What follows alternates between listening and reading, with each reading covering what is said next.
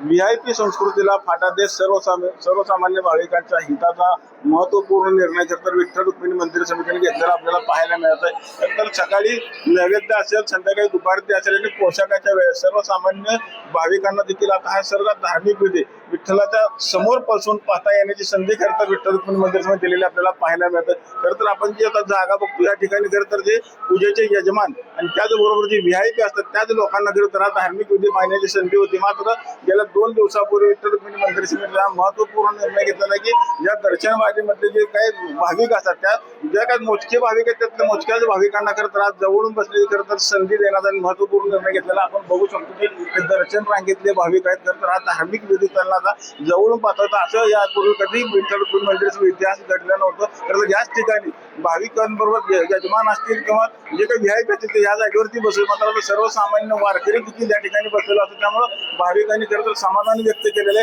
आपल्याबरोबर मंदिर समिती व्यवस्थापक आहेत गम साहेब काय सांगताल कशा पद्धतीचा हा निर्णय आहे? परवा 27/5/2026 रोजी कमला एकादशीच्या निमित्ताने मंदिर समितीचे सहअध्यक्ष श्री गैनाथ महाराज औसेकर व कार्यकारी अधिकारी श्री राजेंद्र शेळके त्याचप्रमाणे समितीने महानैवेद्य पूजा जी दररोज केली जाते त्या पूजेला जे भाविक सकाळी 4 वाजल्यापासून रांगेत उभा आहेत असे भाविक जेव्हा गाभाऱ्यापर्यंत येतात असे पुढच्या लाईनचे सर्व 101 भाविकांना या महापूजेच्या आरतीसाठी आपण गाभाऱ्यामध्ये बसवून ठेवलेला आहे। त्यांचा हा आरतीचा लाभ मिळावा, व्हीआयपी लोकांची थोडंसं बगल देत जे सामान्य भाविक आहेत जे जवळपास 5 ते 7 तास रांगेत उभा होते त्यांना हा आरतीचा महानैवेद्याचा लाभ मिळावा या दृष्टिकोनातून समितीने हा निर्णय घेतलेला आहे।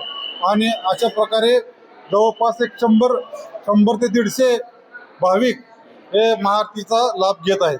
व्हीआयपी कल्चरला फाटा दिला म्हणजे व्हीआयपी दर्शन आपण बगल दिलेली आहे, फाटा दिला असं म्हणता येणार आहे। पण जे यजमान आहेत ज्यांनी देणगी देऊन महापूजेचा जे लाभ घेत आहेत त्यांना प्रथम पुढे बसून आपण जे लाईनमधून दर्शनासाठी आलेले आहेत त्यांना आपण या सभा मंडपात दर्शन मंदिराच्या इतिहासात पहिल्यांदाच असं घडतंय। हो, मंदिराच्या देशात पहिल्यांदाच हे आपण प्रक्रिया राबवत आहोत।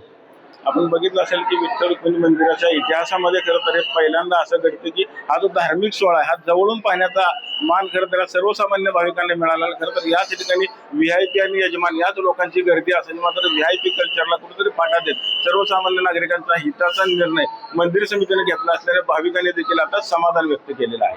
विठ्ठल रुक्मिणी मंदिरातून कॅमेरामन जगदीश सर, रवी लवेकर, TV9 मराठी।